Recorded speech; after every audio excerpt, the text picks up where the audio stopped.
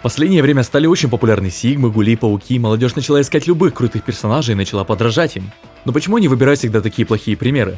Ведь все это время перед ними был человек, на который равняется каждый мужчина на земле. Человек, которого ты никогда не забудешь, если хотя бы раз посмотришь это аниме. Крутой учитель Онидзука. Сегодня я расскажу историю, которую будет интересно послушать тем, кто не смотрел это аниме. Но и для фанатов я оставил парочку козырей в рукаве. Ведь сегодня вы услышите, почему это аниме научит тебя жить, в каком возрасте стоит его посмотреть, чтобы его понять, и почему ГТО стало только лучше со временем. Устраивайтесь поудобнее, заводите своих железных коней, у микрофона Икари, и мы начинаем.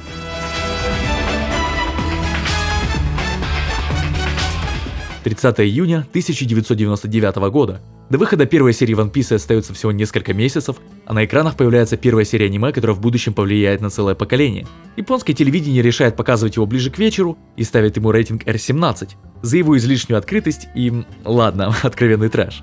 Но что же нам такое показали в этом старом аниме, что оно не только не потеряло свою актуальность, а стало еще более современным?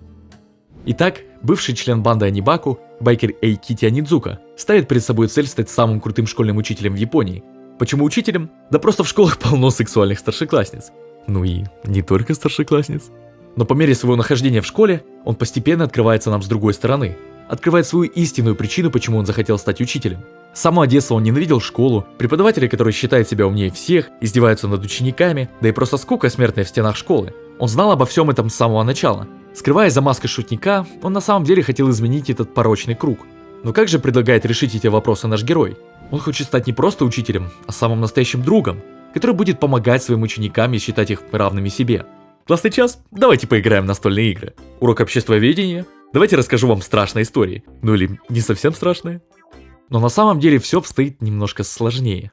Нашего героя отправляют не просто в обычные классы, а в самое что ни на есть худшее. В классы с хулиганами, бандитами, интригантами, и всех этих детей объединяет одно – большая ненависть ко взрослым. Кого-то предали учителя, и он больше им не доверяет. У кого-то проблемы с родителями, а над кем-то издеваются одноклассники. И Онидзука тот, кто хочет помочь каждому из этих детей. Пускай своими не совсем типичными способами, но он правда помогает людям. Поэтому аниме разбито не на привычные нам серии, а на уроки. И что немаловажно, персонажи этого аниме растут по мере событий, которые с ними происходят. Это касается не только главного героя, а и всех второстепенных персонажей.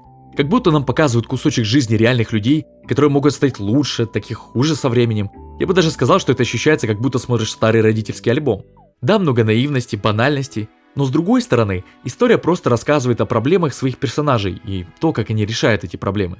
Без напыщенной сложности, высокомерности, это аниме просто показывает все как есть. Если бы Онидзука попал в любое современное аниме про бандитов, например, в «Токийские мстители», он решил бы их проблемы за одну серию. Приехал на мотоцикле, развалил бы кабины всей банде и довольно уехал домой есть свой мисо-суп.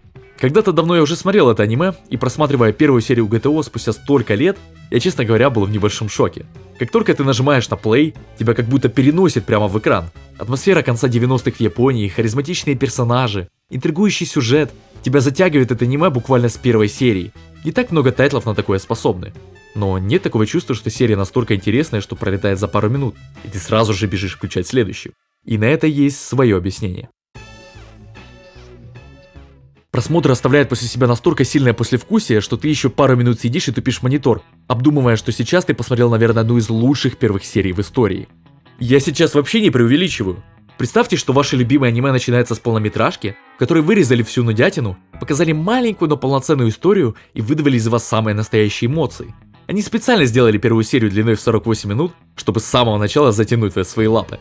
И черт возьми, это работает! Честно говоря, под самый конец серии меня практически пробило на слезы, чтобы вы понимали, насколько это было охуенно. Но тут у меня сразу возник вопрос, почему, когда я впервые смотрел это аниме в 16 лет, оно не произвело на меня такого впечатления? Я посмотрел всего пару серий и дропнул. Что, для того, чтобы понять это аниме, тебе нужно стать постарше? Нет. На самом деле ГТО стал просто лучше с того времени. Шутки стали смешнее, а трагические истории людей стали еще трагичнее. Как же так получилось?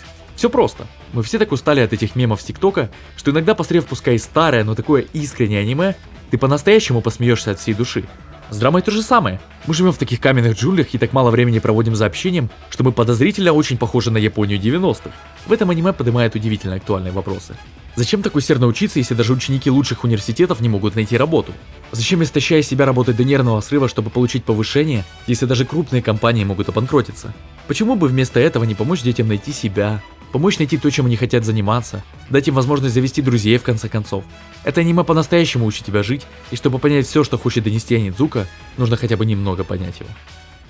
Но правда ли этот тайтл такой глубокий? Каким образом аниме вообще может повлиять на твою жизнь? Для этого давайте вернемся в самое начало. Помните, я говорил, что вместо привычных нам серий здесь уроки? Ну так вот, сделано это не просто так. Каждая серия или арка пытается вас чему-нибудь научить. Например, вот серия про мальчика, над которым издеваются его одноклассницы. Вроде бы все понятно, так нельзя делать, и вообще буллинг это плохо. Но как по мне, это очевидные вещи.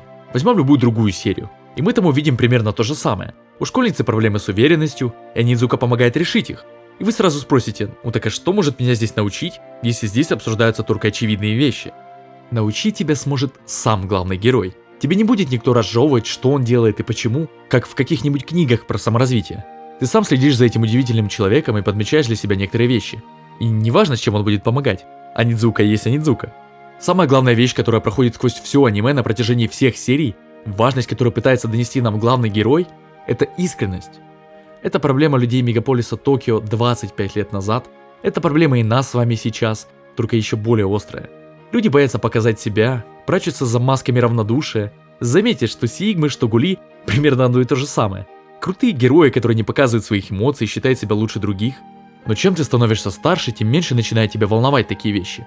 Неважно, что тебе нравится. Кто-то любит аниме, кто-то сериалы, кто-то любит играть на гитаре, а кто-то хочет одеваться только в костюмы из Джоджо. Чтобы стать счастливым, не Гасом из Берсерка, а по-настоящему счастливым, ты должен быть искренним своим друзьям, родителям и вообще всем, кто тебя окружает. Именно этому меня научил крутой учитель Онидзука, и именно этим он отличается от новых тайтлов. Да, создатели аниме отточили дизайн персонажей, улучшили анимацию, сделали набор идеальных комедийных приемов, но за всем этим порой так не хватает простой и душевной истории, которой является Онидзука.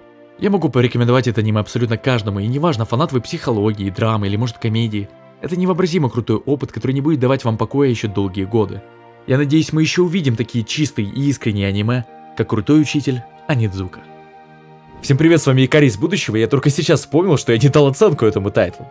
Но нельзя же нарушать традицию. Крутой учитель Онидзука — это аниме, которое заслуживает самых высоких оценок. Пускай это будет 9,999 тысяч. А если вы хотите первыми смотреть мои видео на 2 дня раньше и получить доступ к эксклюзивным обзорам на такие тайтлы, как «Начало после конца», «Бэк», «Ветролом», «Борьба в прямом эфире», поддержите меня на бусте. На этой прекрасной ноте я хочу закончить это видео, а вас попрошу только влепить ваш большой лайк и подписаться на канал, если вы не хотите пропустить новые видео. С вами был Икари, всем удачи и пока.